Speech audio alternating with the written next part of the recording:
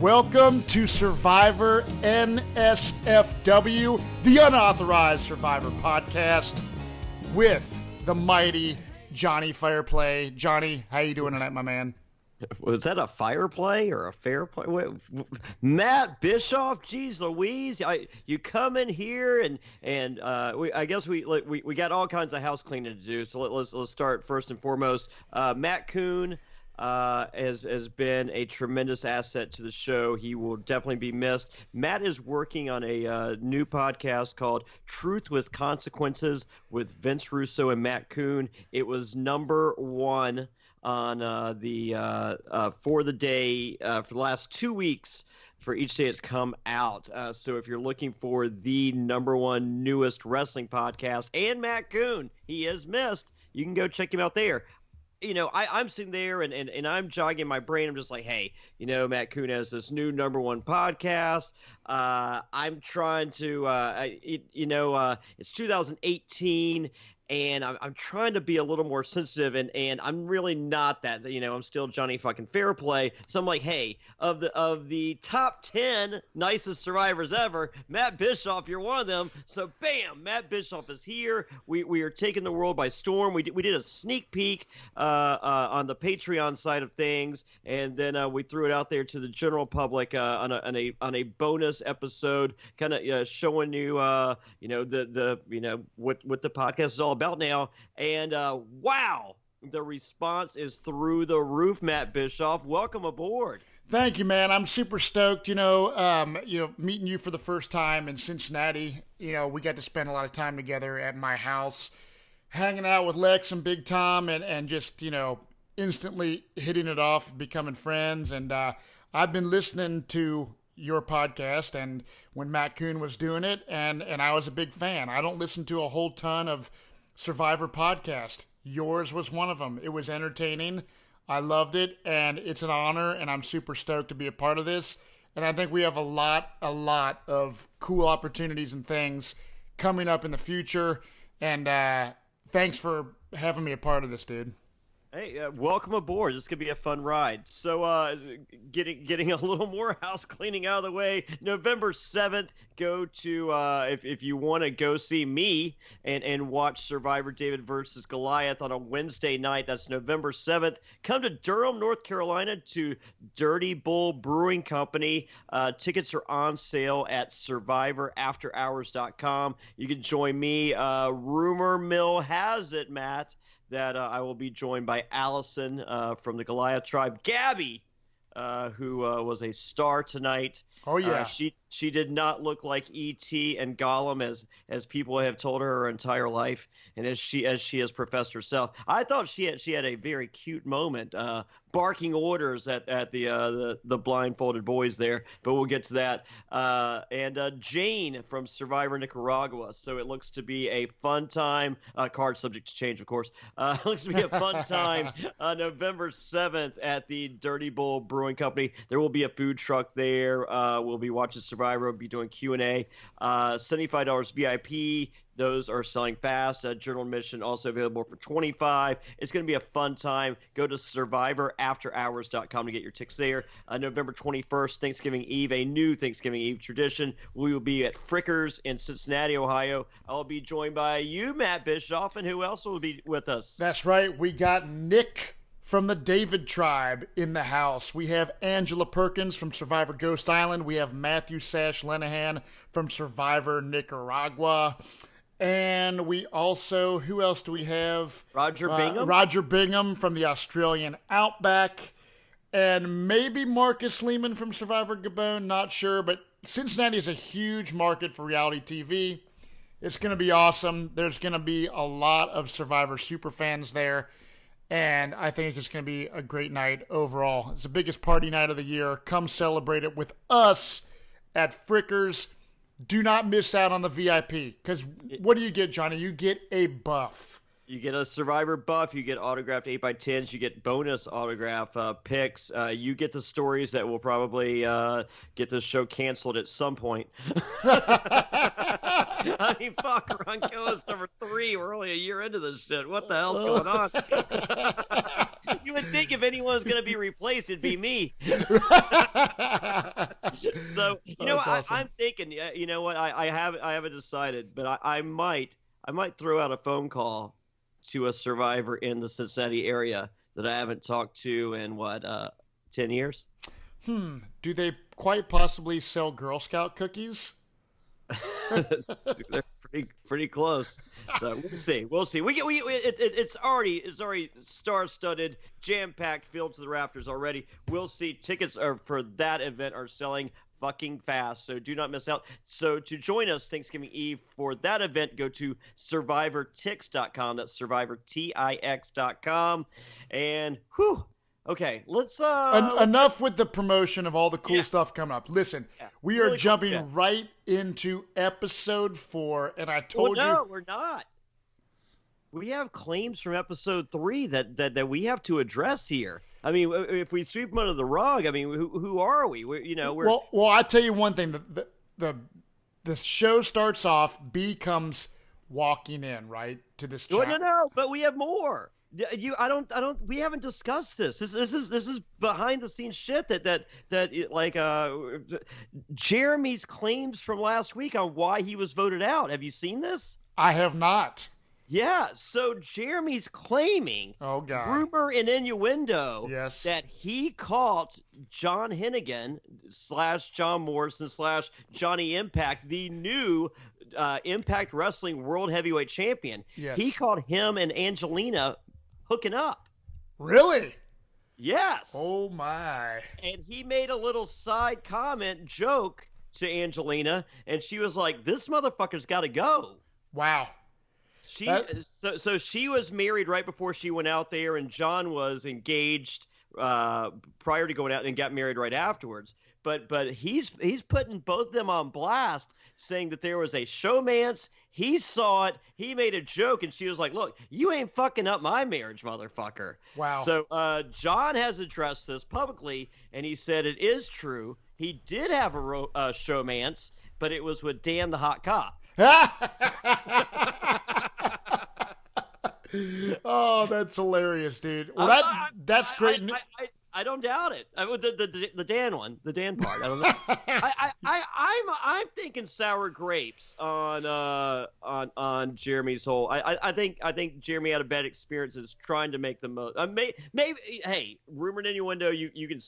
I mean, actually, you can't. Like, I think the rule is you can say you can imply whatever you want, but if it affects a marriage, you can be sued on that one. You know, I mean, it would be complete and utter bullshit if he was making that up. And let's say he's just salty over the way it went down. He got voted out.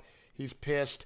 To throw someone's marriage under the bus is a place that you don't go. I don't give a shit what the situation is. Like in the whole Survivor thing, why would you do that? You know what I mean? Unless it was true. But even if it was true, let's say I'm out there.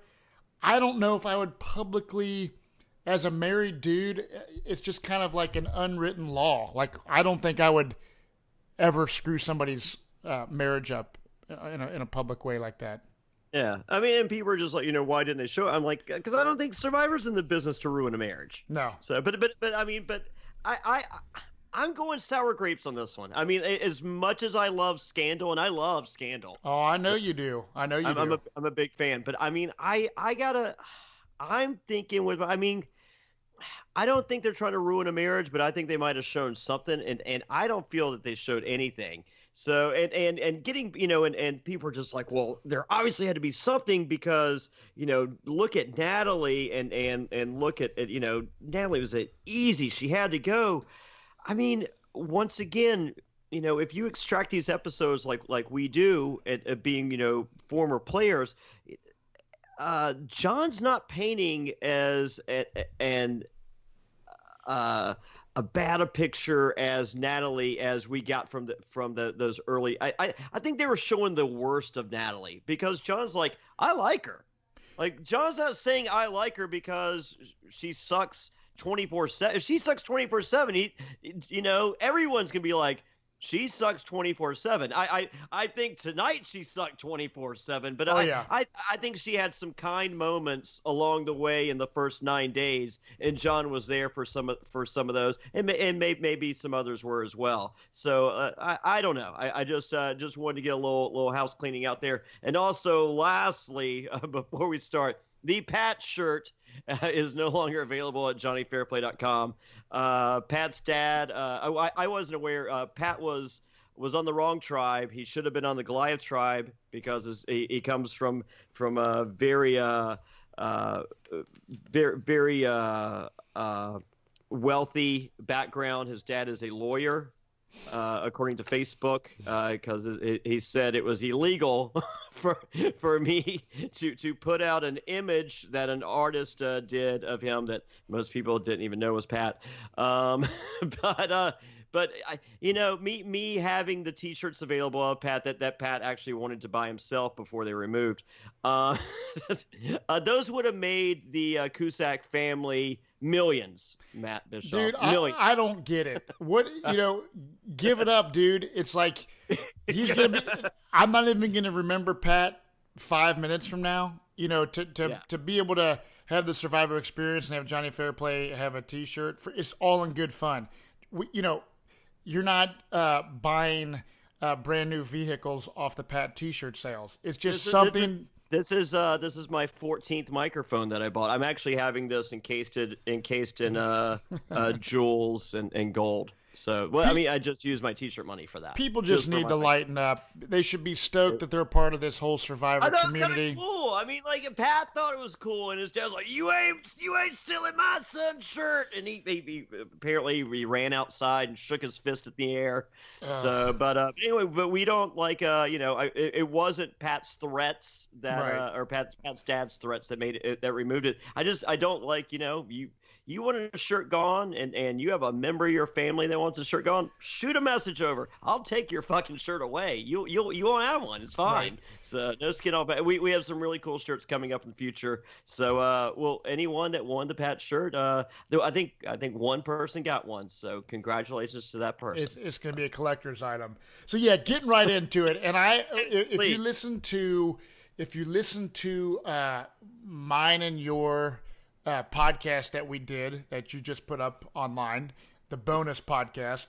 Sure. We were talking about B's injury, right? And I said, Johnny, she ain't gonna last. And you're like, I don't know. So and so had a messed up knee and Troyzan. Right. Troyzan. And that was about day 20, and he made it to day 39. Right. So, but what I said last time was B is not going to last. And what happened in the very first 5 seconds of this episode, B comes in limping, and she says, I am quitting the game.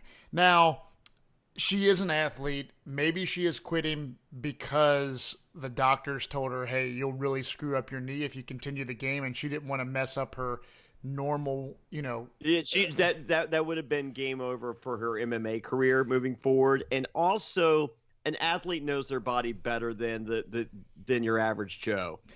And I imagine B is not a super fan. She was probably recruited, and they were trying to look for an MMA female fighter. They found one, so she wasn't as invested in being on the game of Survivor as some other people that would die to be on and would never say anything about their injury just so they could stay in the game. That's my theory.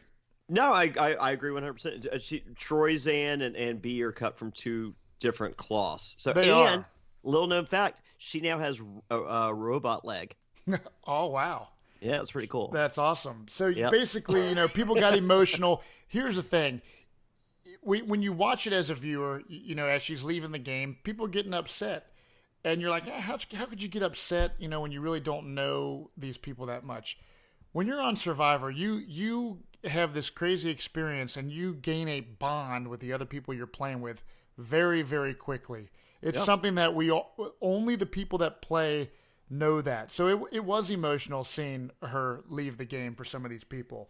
You know, and even the other tribe that didn't know her saw her as a true. I mean, like when you're putting her up as your best athlete against the other tribe's studs, you know that she's a performer. She's an athlete. I mean, she's a player, right? And she had.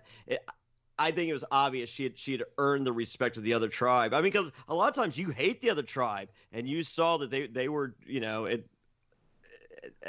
not more emotional, but on par, and that was really telling. Yep, it was, and we heard those storms will also draw you together as a family. Oh God, oh yeah.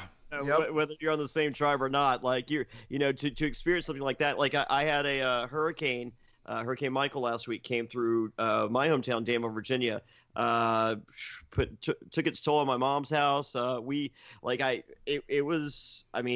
have hurricanes where I live, and it was based on all accounts the most horrific weather that Danville, Virginia has ever experienced in the history of ever. So wow.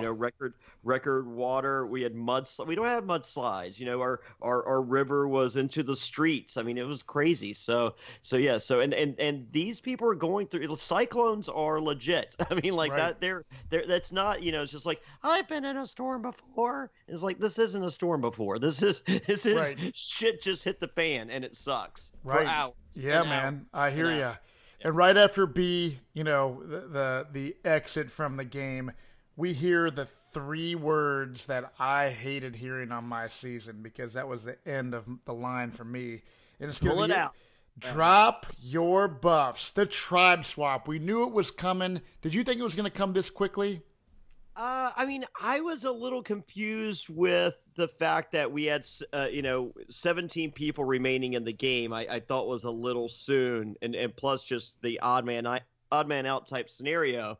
But with the B quit, then it all kind of made sense, and I think the timing was right. I think if B hadn't quit, it would have been next week, and so no, I was cool with it. 2 to 3.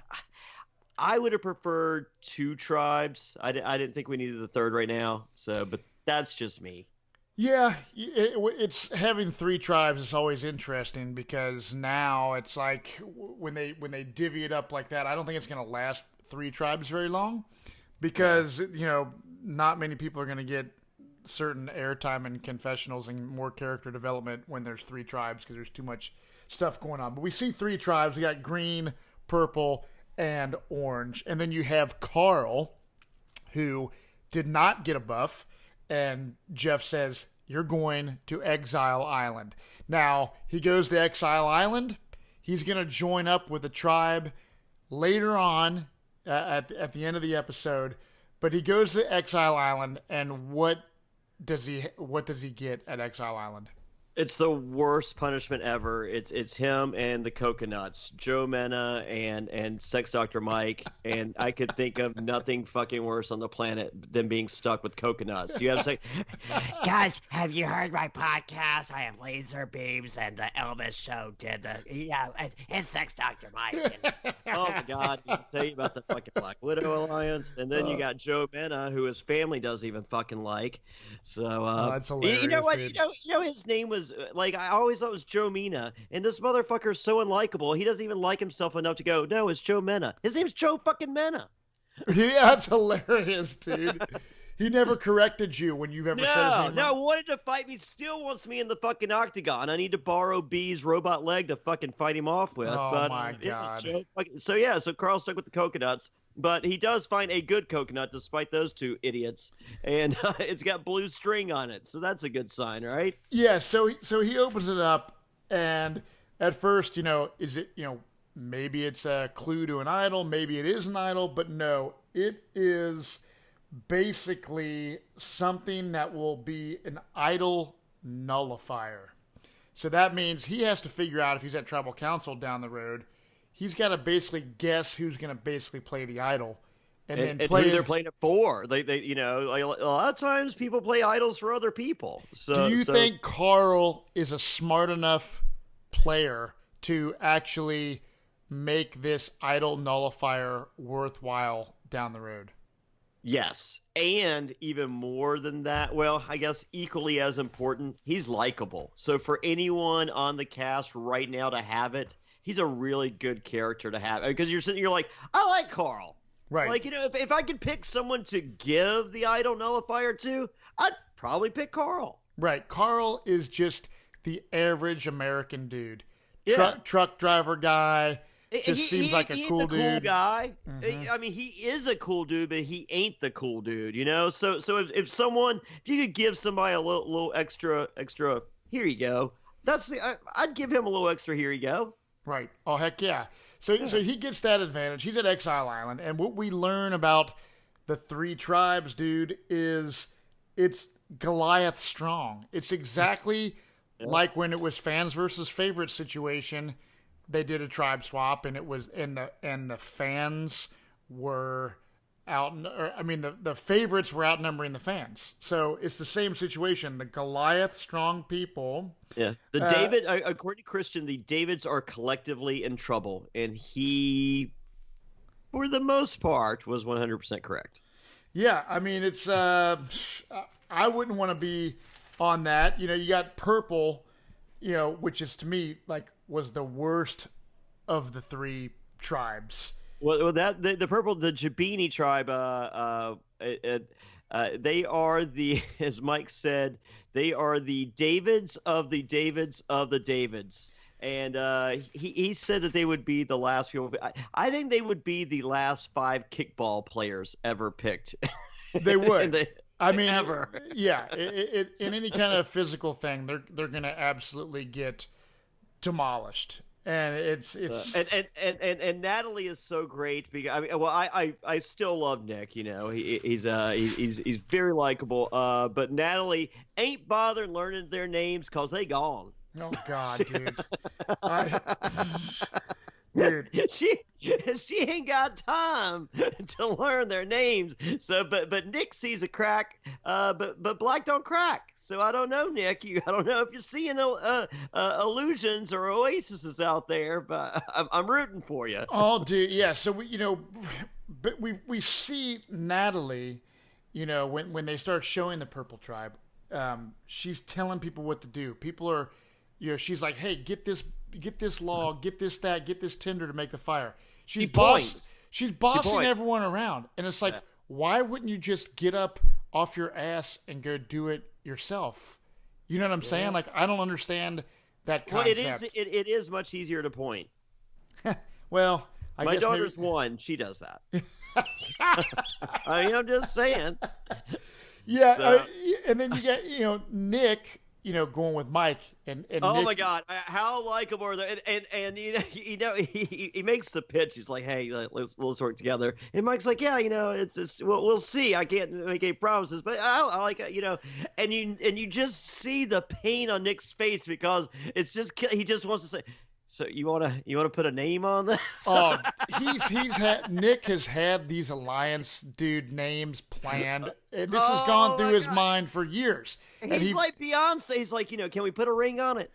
I know. He just wants it so bad. And then and none of his names are good. No, they're not. And it's funny because Mike wanted to he's like, oh, let's kind of take some time to come up with a cool alliance. Yeah. And Nick's like, no, Rockstar. Yeah. It's like Wayne's World. It's like air guitar. Here's our. Oh, dude. I'm all in on Team Rock. I like it. Like, if I can get some permission to maybe do like a David Bowie type, the Ziggy Stardust type thing with both their faces. We'll see. Well, it's tough now because David's niece could send an email and say I don't I don't like guitars. So the more I actually see Mike in his confessionals, Mike actually seems like he's thinking about this game in a strategic point of view. You know what I mean? Like, I'm shocked he hasn't tapped out yet because he seemed a little snowflakey early. Like, almost like Jimmy Johnson. What they didn't show is he's like, send me the fuck home. This shit sucks. Right. So, and I'm kind of surprised that Mike's not there, and I'm happy. It's a happy surprise. Oh yeah, So.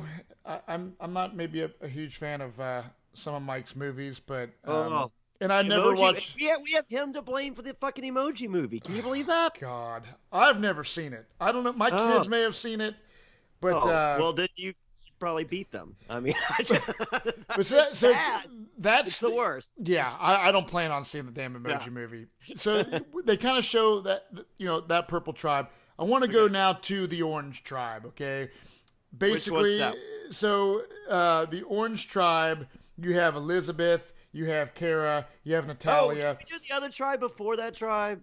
Yeah, we may have, but it doesn't matter. So here's the deal. You give me the. What are your observations here, Matt? This is killing me. So you have Elizabeth, the country girl, who's she's obviously it's Goliath strong. The Davids are trying to do whatever they can to find stuff that they have in common. So Elizabeth has started to talk about horses with Kara. And Natalia is kind of freaking out because Natalia's like, I don't like talking about shit like this. No, what was it? There's a line from Oz, Alvarez, one of my favorite characters. He goes, oh God, don't anybody give a shit about shit like that? Something like that. And that's all I felt her saying at every fucking sentence coming out of Elizabeth's mouth. It's like, anybody give a shit about shit like that? Kara don't ride horses no more. Shut up. Right. But, it's make their horse talk is is making Natalia freak out. She's thinking that someone's gonna jump ship. And I'm odd man out. So, I know. And I mean, it's no secret. It's all about Natalia. Is Natalia's hashtag? She puts that shit on blast. She is all about her. I mean, and she's beautiful. I mean, an ugly girl ain't putting out. It's all about. Maybe they are. I don't know. But Natalia's beautiful, and she likes shit about her. And God bless her. I'm all about shit for Natalia too. Right. So, but we did learn that Davey does not hang out with a lot of Caucasians because he's a black nerd. Well, he is a black nerd. He drives a PT Cruiser, he said, but I drive a freaking Prius. Well, PT Cruiser, he's like, people go, hey, nice car. No one has ever said to a PT Cruiser owner, hey, nice car. Never. Ever. When that thing left the fucking assembly line as the newest, hottest car on never hot, but the newest car on the planet, no one then said, hey, nice car. No. A PT Cruiser has always sucked. It has. Just like I drive a Toyota Prius because I drive pretty far every day. But those are cool. But the thing that's funny, the only reason I've always had SUVs and Jeeps, and I have my other car's a Jeep, but I see bumper stickers sometimes on Prius that say, it'll be another Prius. It'll say, nice Prius, or it'll say cool Prius, says nobody ever. Oh, no. I drive a Ford C-Max. That's the Ford hybrid, their version of the Prius. I love it. I get 40 miles per gallon. I drive around all day showing houses, listening to podcasts. So basically what you're saying is our vehicles are a lot cooler than Davy's PT Cruiser. Fuck yes! I will tell Davey to his face, and he's a cool dude. Yeah. But his car ain't fucking cool. Nope. I hear you, man. I hear you. So there's paranoia going on there. We already covered the purple tribe. Then we go to the green tribe. Love them. Oh my God. Which I thought was funny with Christian trying to chop the damn bamboo is what stood out to me. Well, prior to that, when they first announced, do the buff draws, Christian's just like, hey, I want to see Slamtown one day. And John goes, no, we take the other tribes to Slamtown.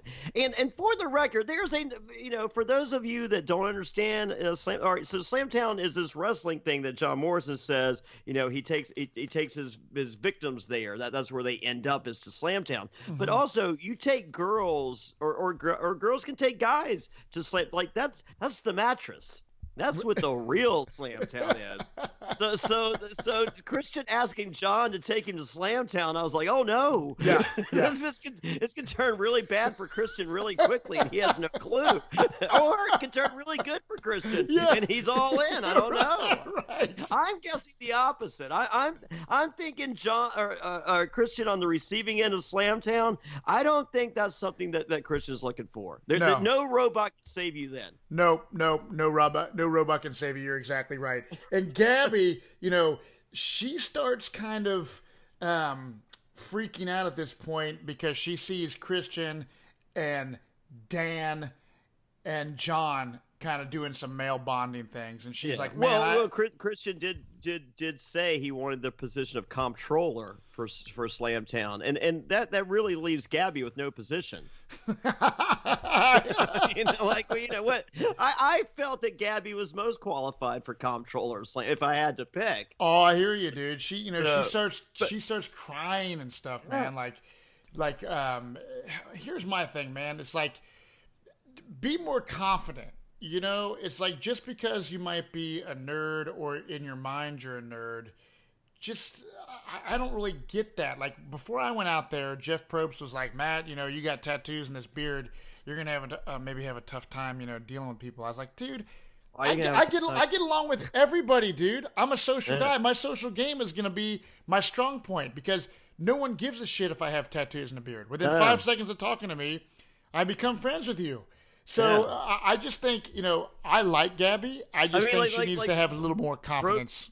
Probst hadn't learned that in how many years of surviving? Go back to season 3. Big Tom had never seen someone with tattoos, and he meets Lex. He goes, "Oh, this guy! I mean, they need to ship him off somewhere, right?" And then they go and do the lion's share of the work around camp, and 15 minutes in, Big Tom's like, "Hell, I don't care if you painted yourself up all stupid. I like you." Right. Yep. So, but I really felt that was an opportunity for Gabby, and I felt she could have easily done it. Put herself in the little sister role, and I think Dan and especially John would have been receptive to it. I do too. 100%. Because I know John going in like that was he wasn't allowed to talk to me, but if he were to have been able to talk to me, I would have told him to kind of look for that Boston Rob Redemption Island role where he had the two girls. He played the big brother to the little sisters. Oh yeah. So that if I were to have talked to John, that's what I would have suggested for him. Well, what else you could have talked to John about it, and is this, man. Robinhood is an investing app that lets you buy and sell stocks, ETFs options, and cryptos, all commission-free. They strive to make financial services work for everyone, not just the wealthy. So basically, everyone like the little peons like you and I, Johnny. You don't have to be rich. It's a non-intimidating way for stock market newcomers to invest for the first time with true confidence. Simple and intuitive, and a clear design with data presented in an easy-to-digest way, which I particularly love because sometimes when I got Excel documents and all this other crap that I don't understand, I just throw it away. But this seems like a really easy thing. The values of the Robinhood app there's basically the cost. There's no commission fees. Other brokerages charge up to $10 for every trade, but Robinhood does not charge commission fees. Trade stocks, and you keep all of your profits. It's easy to use, easy to understand with charts, market data, place a trade in just 4 taps on your smartphone, and the Robinhood web platform also lets you view stock collections, the 100 most popular sectors from entertainment and social media, and curated categories like female CEOs and analyst ratings of buy, hold, sell for every stock. Learn by doing it. Learn how to invest as you build your portfolio, which is important these days. Save for your future. Discover new stocks and track favorite companies with personalized news feeds. So, Matt, all you have to do is give Robinhood a chance. Robinhood is giving listeners a free stock like Apple, Ford, or Sprint to help build your portfolio. Sign up at fairest.robinhood.com. That's FAIREST.robinhood.com. $10 in free stock. You can't beat it, dude. Go to that website right now and get yourself set up. So we go into one of my favorite parts of every Survivor episode, the immunity/reward challenge. The reward is some coffee and some pastries. Yay. I could give a crap less if I was out there on that. Maybe if it was like steak, what about chicken. Coffee? You're No. not a coffee guy? No, I tell you why. Because I stopped drinking caffeine before I went out there, so I didn't have caffeine withdrawal headaches. So But the you last, do like Monster energy drinks now, so you love some fucking caffeine. but I do like caffeine. But what I'm saying is, if I'm in the game and I've already weaned myself off of caffeine, the last thing I'm gonna do is shock my body into drinking caffeine. Anyway, some people love that. It's an immunity challenge, and it's pretty cool because it's kind of like, you have two blindfolded people that are basically holding this kind of wheelbarrow type thing where one person will sit on it. So the person sitting on the wheelbarrow thing tells the blindfolded people and guides them through the obstacle course, okay? And it's a race, and you got to get this ball. If you fall off of this wheelbarrow, you have to start over. And no one had to start over. That was good. It was good, and then it's you work your way through the challenge, and then there's a labyrinth kind of get the ball into the whole challenge. So it's a pretty cool challenge, and I want to say, Gabby was killing it on the whole challenge, but the communication, watching it, she was calm, cool, and collective, as Rodney would say. Yeah, well, winning suits her. I think this is the first time we've really seen her in a leadership role and with her hand in the air at the end. I thought she looked the best she's looked this show. She's a little self-deprecating. She personally throws out the Gollum and ET references. Gabby, you're a very good-looking girl. You are no Gollum, nor are you an ET. So stop that. That right now. And she absolutely dominated the way that she kind of did.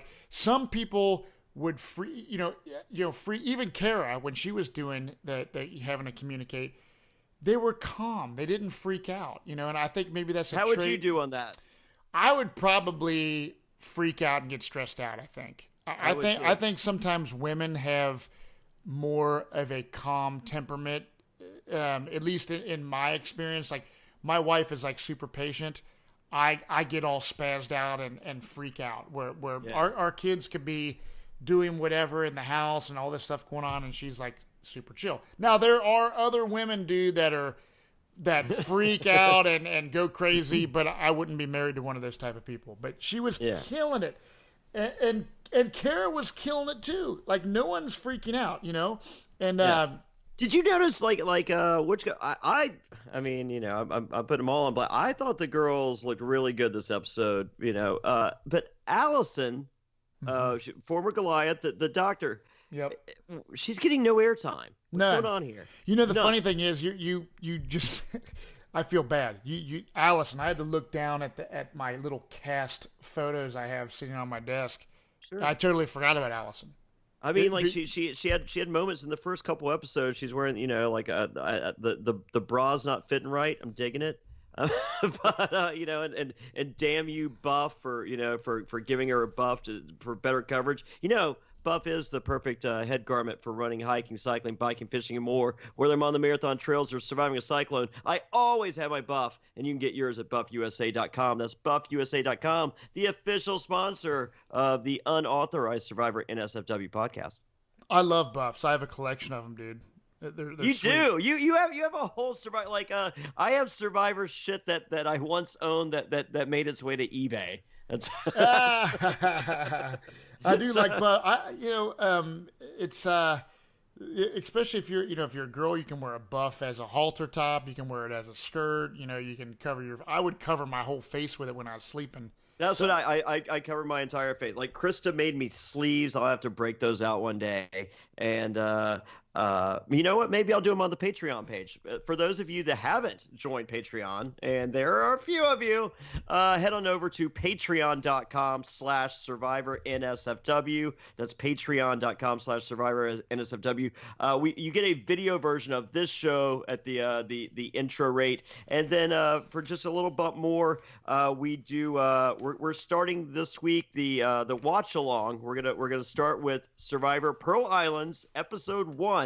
And each week we'll watch the show, and if you have like the CBS app, you can watch along with us, and then you hear the running commentary with me and Matt over top, and that'll be starting this week. We'll do one each week episodically, and then I guess our next season, let's do. I've never seen the second 2/3 of this fucking bullshit season, Survivor Caramoan. So tell me how you really feel about John Cochran.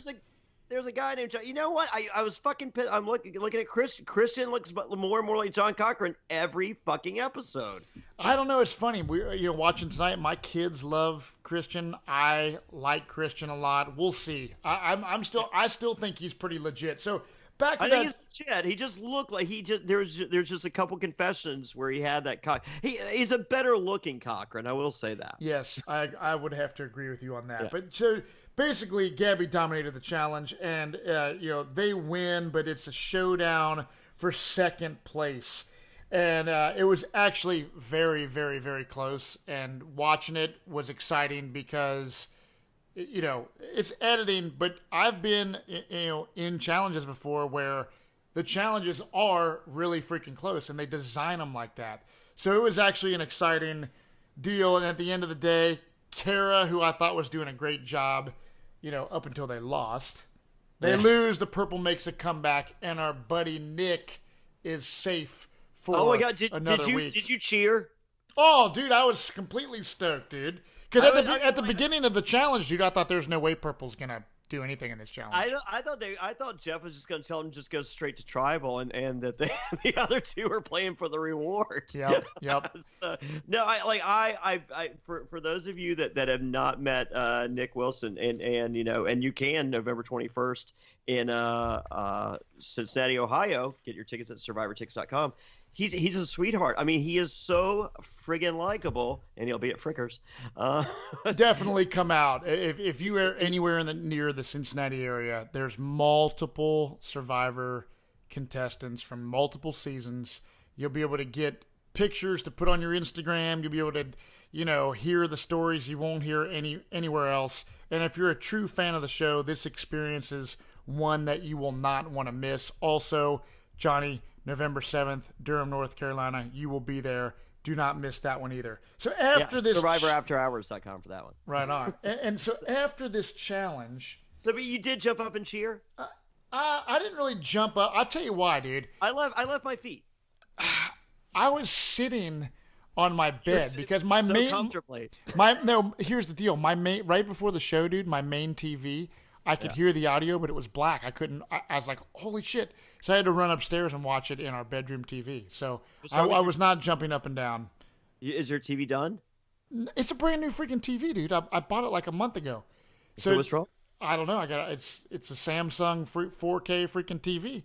So my wife's trying to figure it out. Why are you even doing like if my TV was down, no podcast. We would be doing this podcast next week. No, yeah, well, luckily, let me see. I have 1, 2. I have 5 TVs in my house. So if one goes down, I got 4 backups. All right, you're good, man. You are a good co-host to have.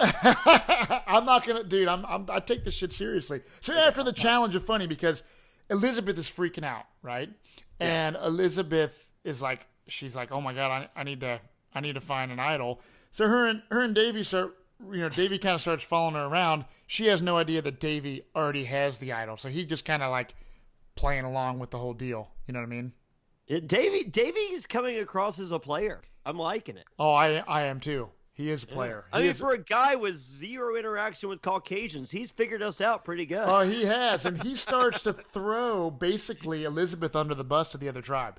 Because he's doing whatever he can to make it one more vote, because he knows the Goliaths are, outnumbering the Davids, and he's doing whatever he can to do it. And then Elizabeth starts gunning for, David. She tries to flip Alec. And to me, when I first started seeing this, I'm like, man, Alec would be kind of stupid to flip, in my opinion. Why would you flip? It's still early in the game. Yeah. They switched the tribes up into 3 tribes. But I think Elizabeth set up Alec for that, even though it wasn't against Davey, I think she set him up in that she gave him the idea, start that resume early because those other power guys, they're going to have pretty strong resumes at the end too, whether it be, every immunity, individual immunity that you won't win that they beat you for. Right. Yeah, true. Natalie starts freaking out basically over, Natalia. Natalia starts freaking out, bossing people around, rubbing people the wrong way. Yeah. She kind of starts having a freak out moment, which is not good for her, and Alec is like, he's in the position right now, like he can go one way or the other. Like, he can figure out if he wants to flip or not to flip. You know what I mean? So there's a lot of moving parts going on. I personally think he's kind of dumb for even thinking about flipping at this point, but I don't know.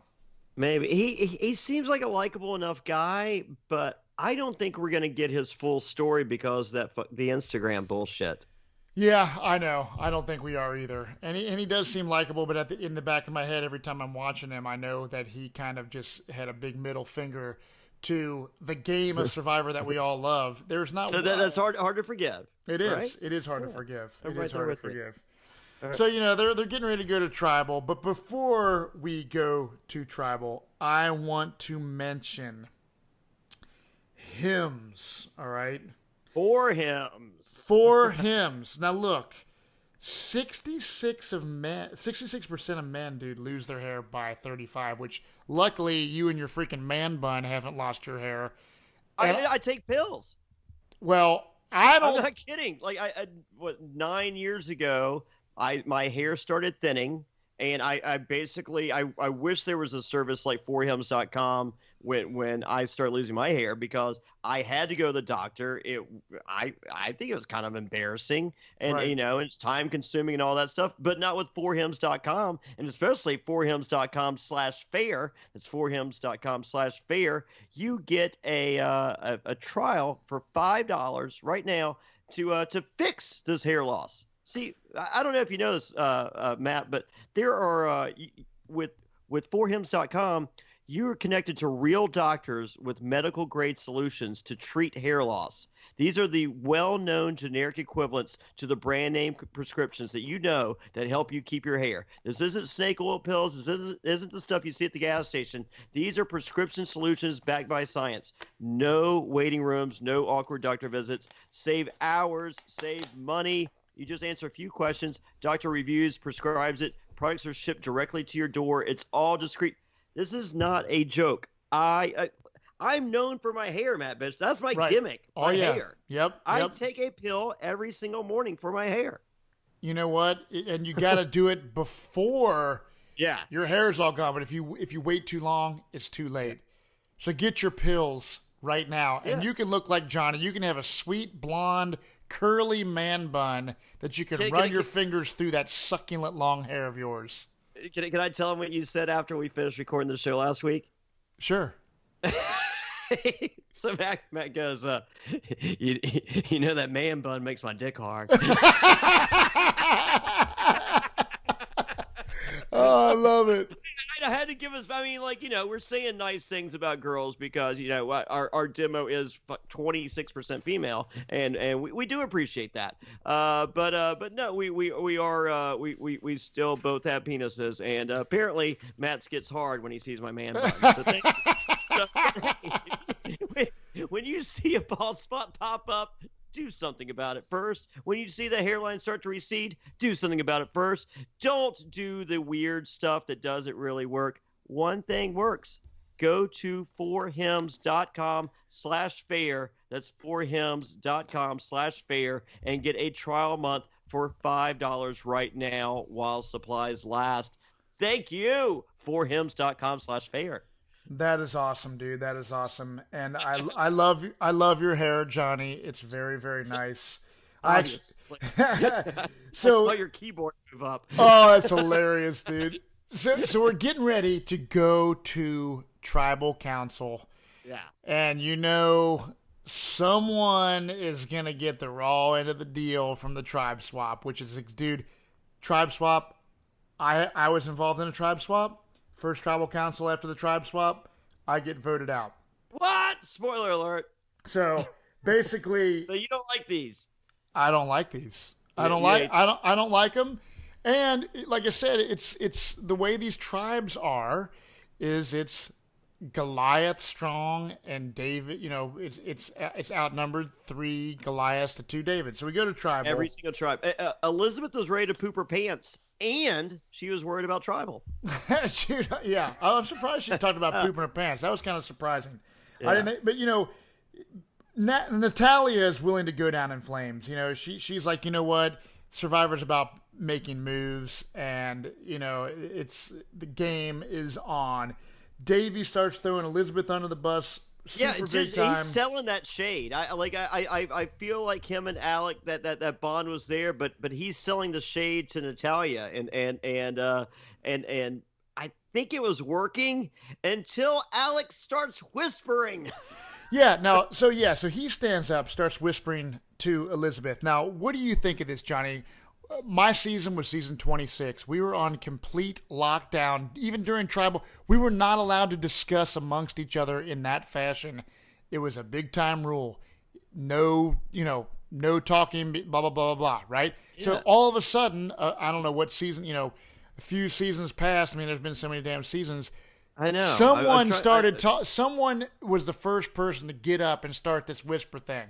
Like, do you like that? There game changers. There was some serious whispering, with the whole JT, Malcolm, Culpepper thing. Like, that one was the most. And Ty, poor Ty, had no clue what was going on at any point. As a viewer, whispering makes my dick hard. Well, honestly, I do too. I seriously think, because it becomes chaos, and as a viewer, you're like, oh my God, what's going on? And you start trying to, if as a viewer, you might start questioning who you think is going to go home now. Like, you're like, oh, and I think that's what the beauty of it is. You can see the moving puzzle pieces with what's the term? The tribal is live when they do. But yeah, as a player, I think I would hate whispering. I would. And even especially if I was doing it, because if I did it, I would think that was great. But then if someone else whispered, I'd be like, "Whoa, what the fuck you whispering about?" I mean, you don't need to whisper. I'm whispering. And the thing is, everyone's whispering, but no one is talking to David. Yeah. David's literally just sitting there like, no one's talking to me. He's probably freaking out because he's like, man, if everyone's whispering this, that, and the other thing, then maybe I'm going home. I think the whisper to Elizabeth was telling, and I think Natalia kind of sniffed that out too. But Davey's he's a very trusting guy, not to use that idol. So and good on him to still have it. Oh yeah, 100%. I think he made the right move, but although it would be a risky one, and the whole time Carl is sitting. Would you have played it? I mean, the numbers are 3-2 Goliath. Is that the time to roll the dice? Here's the thing. I probably, honestly, would have thought to myself, it's either me or Elizabeth going home. I probably would have played my idol. Because I'd rather be safe than sorry and save my ass and then go try to find another idol. Because it didn't take him long to find the idol in the first place. See, I think I wouldn't have, because I think I would have bet the bank on my social game with Alec and that move that I made then and there. So because if I couldn't have sold Alec, because Alec, I don't, I don't hate him as much as I did before, instigate. But Oh yeah, he but, was nice to watch play yeah, tonight. but he also strikes me as a little dumb. And if I can't sell him, then I can't sell anybody. Yep. No, that makes sense, dude. I mean, so I'm basically poker. I'm all in on the Alec alliance, and if it doesn't work, then I this wasn't the season for me. Right. Hey, that's freaking awesome, man. And it's crazy because being out there in the situation versus watching it on TV is two different things. So it's kind of like, man, it's hard to decide like what you would actually do. You know what I mean? But at the end of the day, Natalia, who actually I thought, as the tribal council was going on, it was pretty obvious that Natalia was. She's still hot. She's still. I mean, she looked good leaving, and she had some words. We had Alec apologizing and her saying, "Don't be sorry, shut up." And then she says, "Why are you smiling? Oh my God, I can't handle you right now." And she was pissed, and I thought it was funny when she walks up to put her torch down. She's like, "Where do I put this thing?" I was waiting for her to say "up Alex's ass" or Alex. And so you know what? I wonder. You see, when she's kind of doing her little. After she got voted out, the credits of the show is rolling, and she's talking about, "Oh, it sucks, I got voted out." She had a more positive attitude during that little exit interview thing than she did when she seemed really pissed off when she first got voted out. I think she is the type of person that will forgive and at a reunion show if Alec was there. I think she would be cool knowing it was a game afterwards. She did finish with, "I want to hurt him so bad." I know. So, no, I think she's a good. Like, I think she was a player, and I think she appreciates a play.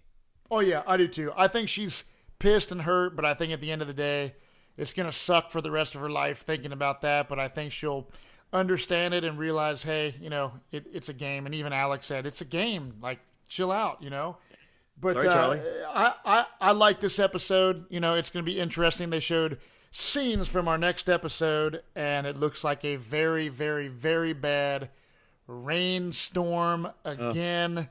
We will see what happens. I mean, it's pretty crazy. Episode 4, and we already have a knee injury, B basically quitting the game, and you have Pat who had a freak accident. Yeah, I don't know. What was his name? I don't know. Yeah. But go to JohnnyFairplay.com, get yourself a t-shirt, and guess what happens, Matt Bischoff? You get a call from me, Johnny Fairplay, thanking you for your t-shirt purchase. I got to tell this before we go real quick. Dan, Hot Cop Dan, is the real fucking deal, okay? Mm-hmm. He has a group of girls in the UK that watch Survivor. They have a girl here in the US that she does a Facebook Live deal so they can watch. Because Survivor's not on in the UK. I didn't know this. All right, so they watch, and the only reason they started watching Survivor is because of Hot Cop Dan from the fucking calendar. Wow. Okay, so there's this group in the UK that watch. They're all in, never seen Survivor before in their lives, no desire except for fucking Hot Cop Dan. They fucking this one girl, she orders Dan, she orders the Hidden Immunity Idol T-shirt with the idol pointing down to his ding dong. Really? Oh yeah, for him. She has a PO box to send him this shirt. She ordered it for him. So I talked to her. If you're out of the U.S., I can FaceTime you or Skype, whatever. So you do get your phone call if you are outside the U.S. from if you order a shirt from JohnnyFairplay.com. So she was telling me, all these Survivor groups, they think that he has these fake accounts pretending. She was just like, we are real. Like, I've seen. She has flown to the U.S. twice to meet him. Wow. The second time, I think once in June and then the second time in September. The second time, she and a bunch of other girls rented a house and they stayed together for the weekend. 60 girls, Matt Bischoff. 60. Oh my God. The Dan fan club to meet, and he went had lunch with them. Dude, that's awesome. You know, Dude, like, he is the really. I have never in the history of Survivor heard of anything like this. no, Man. I haven't either. And the cool thing is, you're going to have now these UK people that are probably going to be fans for life. Because some people don't, I've met people that never watched Survivor until they saw me play because, like, oh, I never saw that show, but I'm their friend. So they, like, watched me. And now they're, like, hooked on Survivor. And that is why Survivor is the greatest game ever created. And it's not going anywhere. And you want to stay tuned each and every week, Jonny, to Survivor NSFW with Jonny Fairplay. I'm Matt Bischoff from Survivor Caramoan. Super stoked to be doing this with you, Jonny. We got a lot of great stuff in the works in the future with video stuff. It's going to be awesome, man. Yeah, please join our Patreon. It's patreon.com/Survivor NSFW. You get the video feature of this. And then, as I said, we're going to be doing a watch along. We also have a deal. We have a video series that's also available on there. It's Cruising with the Castaway. And each week I have a cast, or each time we run across a castaway. And we're going to start stockpiling this, and they'll hopefully have one each and every week. And the first one is with Tanya Vance from Survivor Thailand, and she told a story that I had never heard ever in the history of Survivor. You want to talk about pregame alliances? There was one, Survivor Thailand, a pregame alliance, a game of strangers. Two people talked before the game even started. All that and more, go to patreon.com/Survivor NSFW. In the meantime, wherever you podcast, click the subscribe button, rate us 5 stars, rate a review. Thank you, Matt Bischoff. This has been awesome. I am so excited. I can't wait for more. I can't either, man. I can't either. It's Man. going to be great. I'm a huge fan of the show, and Jonny, I couldn't think of a better dude to be doing a Survivor podcast with. An unauthorized Survivor NSFW. We will see you next time, and cheers, everybody.